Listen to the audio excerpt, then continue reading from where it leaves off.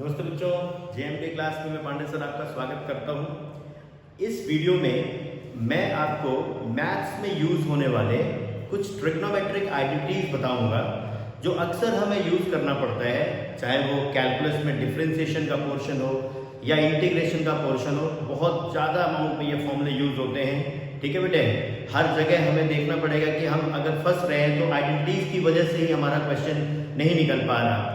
हमें समय को वो आइडेंटिटी याद ही नहीं आती और ना हमारे पास कहीं एक जगह वो सारी आइडेंटिटी लिखी हुई मिलती हैं समय पढ़ने पर। ठीक है बेटे, तो इसीलिए ये वीडियो सिर्फ उन आइडेंटिटीज के लिए है जो ट्रिग्नोमेट्री की है और आप कैलकुलस में इसका इस्तेमाल करोगे। इवन आप देख सकते हो कि मैट्रिसेस और डिटर्मिनेंट में भी इसका इस्तेमाल हो जाता है। ठीक है बेटे, तो वैसे तो आपके 12th क्लास के अंदर ट्रिग्नोमेट्री नाम का कोई चैप्टर नहीं है, लेकिन इसके फॉर्मूले जो है वो ऑलमोस्ट हर चैप्टर में यूज हो रहे हैं। ठीक है, इवन आप इनवर्स ट्रिग्नोमेट्रिक फंक्शन जब भी पढ़ोगे तो उसके अंदर भी ट्रिग्नोमेट्रिक वाली आइडेंटिटी आपको इस्तेमाल करनी ही पड़ेगी। ठीक है बेटे, इसलिए इस वीडियो के अंदर हम लोग जितने भी ट्रिग्नोमेट्रिक आइडेंटिटीज हमारे काम की हैं जो हमें यूज करना होगा 12th क्लास के अंदर, इन जो चैप्टर्स का मैंने नाम लिखवाया है, ठीक है बेटे, जो बताया है आपको उसके अंदर जहां जहां यूज करना होगा तो जो जो आइडेंटिटी हमें यूज करनी होगी जरा उसका उसकी एक झलक हम देख लें इस वीडियो के अंदर। ठीक है बेटे, चलिए स्टार्ट करते हैं अपनी ट्रिग्नोमेट्रिक आइडेंटिटीज को। तो सबसे पहला सेट में जो आइडेंटिटी का लिख रहा हूं बेटे, वो आइडेंटिटी का जो सेट है उसमें जो पहला फॉर्मूला मैं लिखने जा रहा हूं वो है बेटे sine of A plus B का। ठीक है बेटे, दूसरा लिखूंगा इसमें sine of A minus B, तीसरा लिखूंगा बेटे cos of A plus B, और चौथा लिख दूंगा मैं cos of A minus B, और इसी प्रकार जो फिफ्थ होगा वो होगा बेटे tan of A plus B का, और सिक्स्थ होगा बेटे tan of A minus B का। चलो देखते हैं जरा इनकी आइडेंटिटीज क्या है, और कुछ इनमें लिखने में एक सिमेट्री भी होती है। अगर हमें एक लिखना आ जाए तो एक तो हम आसानी से लिख सकते हैं। जैसे इसका जो फॉर्मूला होता है वो होता है sign A cos B plus cos A sine B. ठीक है बेटे, आप देख सकते हो यहाँ बीच में ए और बी के बीच में प्लस है, तो यहाँ पे भी आपने प्लस का साइन लगाया। पहले आपने लिखा sign A cos B plus cos A sine B, और जब आप साइन ए माइनस बी का लिखेंगे बेटे तो सेम यही चीज लिखना है आपने, बस बीच में यहाँ पे ए और बी के बीच माइनस है तो यहाँ पे आपने माइनस का साइन इस्तेमाल करना है। ठीक है, साइन ए कॉस बी और minus cos A sine B. ठीक है बेटा, ये हो गया। फिर आते हैं, अब इन दोनों का फॉर्मूला ऑलमोस्ट सेम है, खाली साइन का चेंज होगा। ठीक है बेटे, इसमें दोनों कॉस एक साथ, cos A cos B minus of sine A sine B. ठीक है बेटे, यहाँ प्लस वाला ए प्लस बी वाले में माइनस का साइन लगता है और ए माइनस बी वाले में प्लस वाला साइन लगता है। Cos A cos B plus sign A sine B. ठीक है बेटे, ये इसका हो गया। अब आते हैं tan a प्लस बी पे, तो ये बेटे tan a plus tan b और divided by 1 minus tan a into tan b। ये बेटे tan a प्लस बी का फॉर्मूला हुआ, और उसी तरीके से tan a माइनस बी का होता है बेटे tan a minus tan b upon 1 plus tan a tan b। ठीक है बेटे, तो अगर tan a माइनस बी का लिख रहे हो तो न्यूमरेटर में ऊपर tan a और tan b के बीच में नेगेटिव साइन होगा, और ठीक उसका ऑपोजिट यहाँ डिनोमिनेटर में होगा। ठीक है बेटे, और tan a प्लस b का लिख रहे हैं तो प्लस वाला लिख रहे हैं तो न्यूमरेटर में प्लस और डिनोमिनेटर में माइनस का साइन। तो चलो पहला सेट हमने a प्लस बी वाले जो फॉर्मूले और a माइनस बी वाले थे साइन कॉस टैन, और इसमें हमने देखा कि हम कैसे लिख सकते हैं। ठीक है बेटे, ठीक इसी तरीके से कभी कभी आपसे कॉट का भी पूछा जा सकता है। तो अगर मैं कॉट a प्लस बी का लिखूं तो ये लिखा जाए तो बेटे cot of a cot b cot a cot b minus 1 upon cot b plus cot a। ठीक है, और बेटे अपना सेवेंथ जो आइडेंटिटी है, सॉरी सेवेंथ नहीं एट्थ, ये है बेटे cot of a minus b का, और ये होता है बेटे cot a cot b plus 1 upon cot b minus cot of A. ठीक है, तो ये पहला सेट मैंने sine A plus B, cos A plus B, tan A plus B, cot A plus B और उनके नेगेटिव वालों का लिख के आपको दिखाया। ठीक है बेटे, ओके। अब हम लोग एक दूसरा सेट लिखेंगे फॉर्मूले का। ठीक है बेटे, दूसरा सेट क्या कहता है कि इन दोनों को अगर हम ऐड कर दें तो कुछ रिजल्ट हमारे पास आएगा, यानी इन दोनों फॉर्मूले को ऐड करके इनको सब्ट्रैक्ट करके, ऐसे इनको ऐड करके इनको सब्ट्रैक्ट करके एक नया सेट अपने पास फॉर्मूले का बनेगा। जरा उसको लिख के देखते हैं। अगर ऐड करते तो आप देखोगे 2 sin a cos b।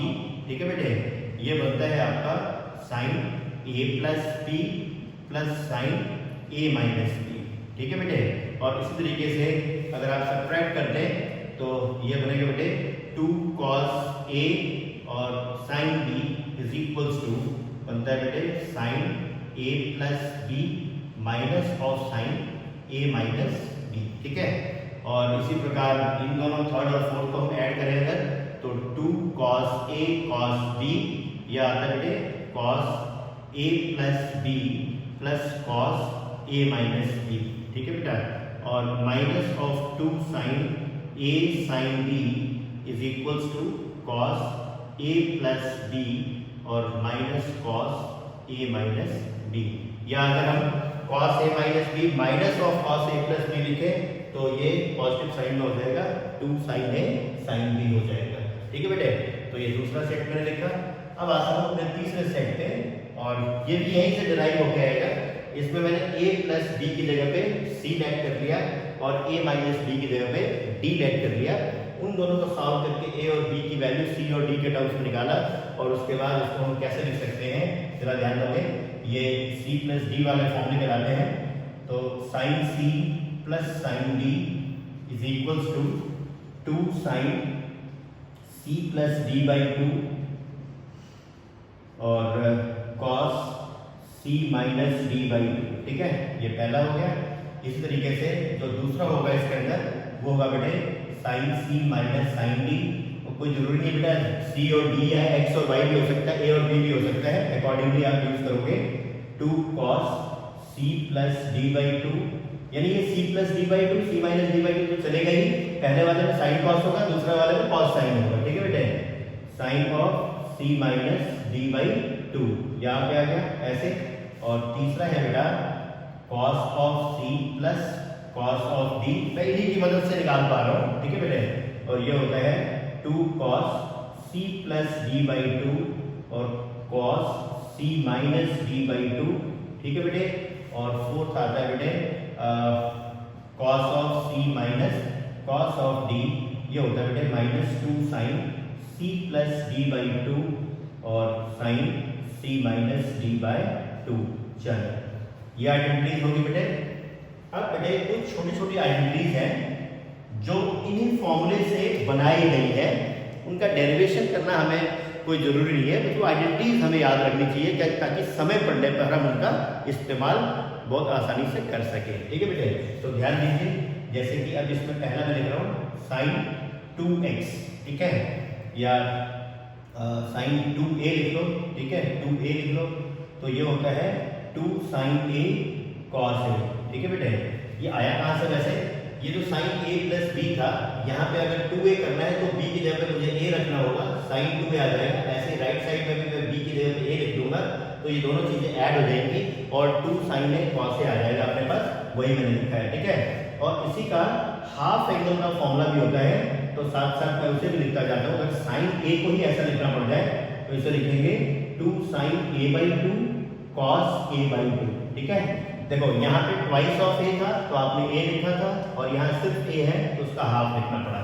sin 2a आप ऐसे लिख सकते हो, या इसका एक फॉर्मूला और होता है 2 tan a upon 1 plus tan square a। ठीक है, ऐसे भी आप इसको लिख सकते हो, और ठीक उसी तरीके से आप यहाँ लिख सकते हो 2 tan a by 2 upon 1 plus tan square a by 2।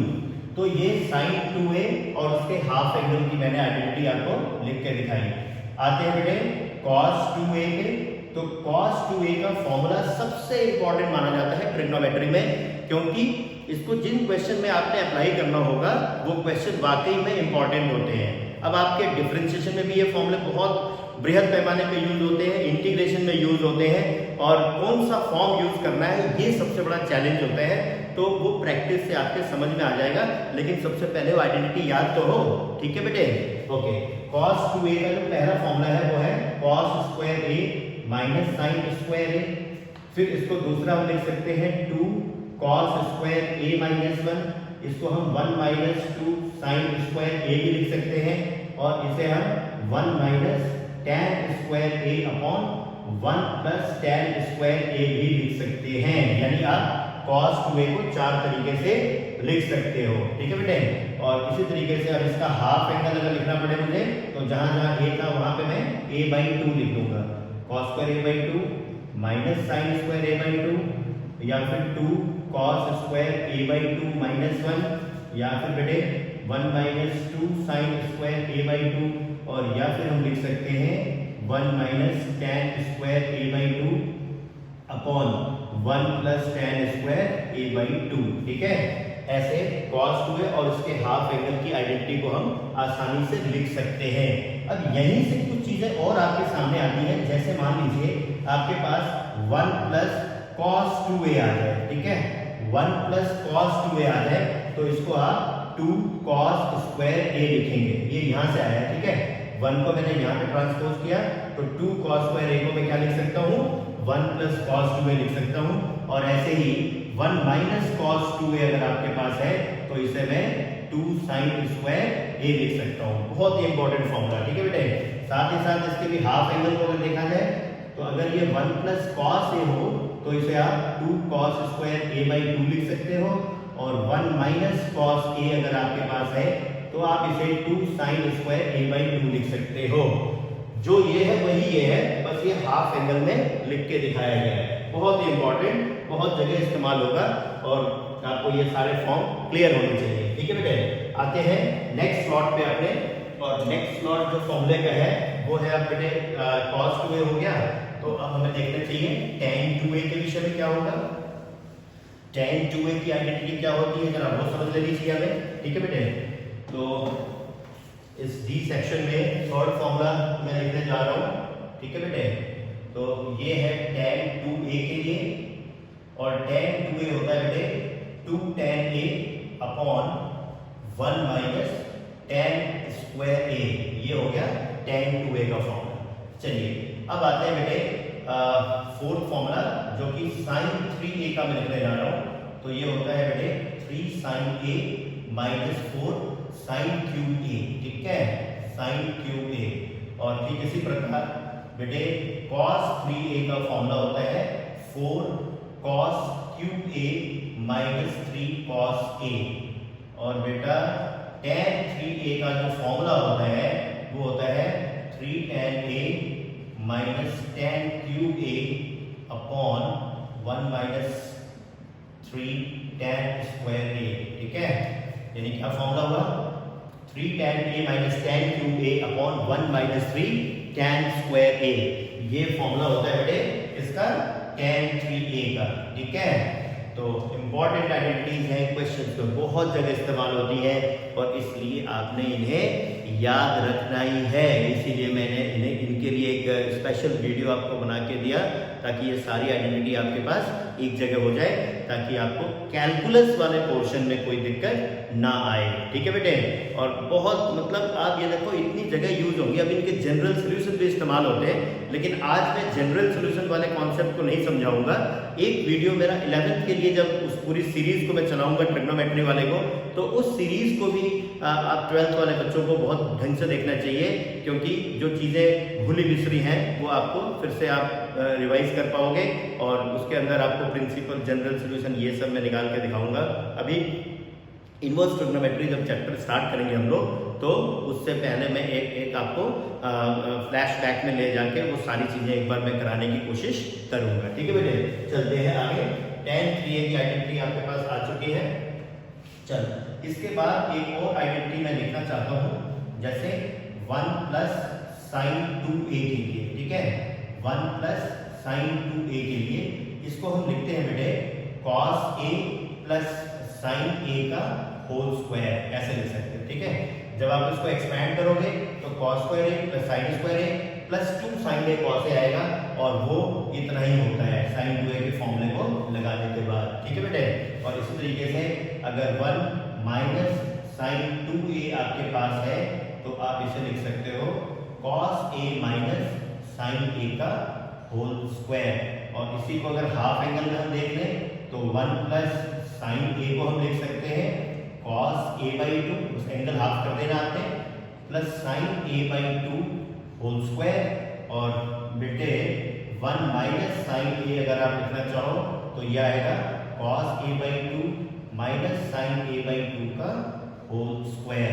आप ऐसे 1 प्लस साइन है और 1 माइनस साइन है, या 1 प्लस साइन 2 है और 1 माइनस साइन 2 की भी आइडेंटिटी लिख सकते हो। ठीक है, और देख लेते हैं बेटे एक आधी आइडेंटिटीज जो फ्रीक्वेंटली यूज होती हैं, जैसे tan pi by 4 plus x या प्लस a, जो भी मर्जी लिख लो आप, तो ये होगा बेटे 1 plus tan a upon 1 minus tan a। ठीक है, और इसी प्रकार से tan pi by 4 minus a अगर आपके पास हो तो 1 minus tan a upon 1 plus tan a, इसे आप आसानी से लिख पाओगे। ठीक है, तो कम से कम कैलकुलस को पढ़ने के लिए, ठीक है बेटे, अभी मैंने डेरिवेटिव जो चैप्टर आपको कराया है उसमें ट्रिग्नोमेट्रिक क्वेश्चंस को मैंने ज़्यादा इस्तेमाल नहीं किया है, ज़्यादा नहीं कराया है, क्योंकि मुझे पता था कि आइडेंटिटीज आपको अभी थोड़ी सी याद नहीं है। इसीलिए मैंने बीच बीच में मैं कहता भी रहा था कि मैं एक वीडियो आपको आइडेंटिटीज के दूंगा, और इसीलिए मैंने इस ट्रिग्नोमेट्रिक आइडेंटिटीज के रिजल्ट, जितने भी आइडेंटिटीज ट्रिग्नोमेट्रिक थे उनको मैंने एक जगह लिखा, ताकि निकट भविष्य में आपको कोई दिक्कत ना आए और आप आसानी से इनको याद करके और क्वेश्चंस में इस्तेमाल कर सको। ठीक है बेटे, तो जितनी जरूरत थी आपको उतनी आइडेंटिटीज मैंने लिख दी हैं। एक क्लास में दूंगा इस ट्रिग्नोमेट्रिक आइडेंटिटीज के ऊपर, जो जनरल और प्रिंसिपल सोल्यूशन हम किसी ट्रिग्नोमेट्रिक इक्वेशन का कैसे निकालते हैं, क्योंकि वो भी एप्लीकेशन ऑफ डेरिवेटिव में बहुत यूज होने वाला है। ठीक है बेटे, तो उसके लिए आपको जरूरत होगी उस चीज़ की, तो वो मैं आने वाले वीडियोस में आपको जरूर देने की कोशिश करूंगा। ठीक है बेटे, तब तक आप इन आइडेंटिटीज को याद करें, बढ़िया से तैयार रखें, रिवाइज करें, और अपने कैलकुलस वाले पोर्शन जो डेरिवेटिव मैंने कराया है उसमें इसको अप्लाई करके क्वेश्चनों में देखें। ठीक है बेटे, बहुत बहुत धन्यवाद।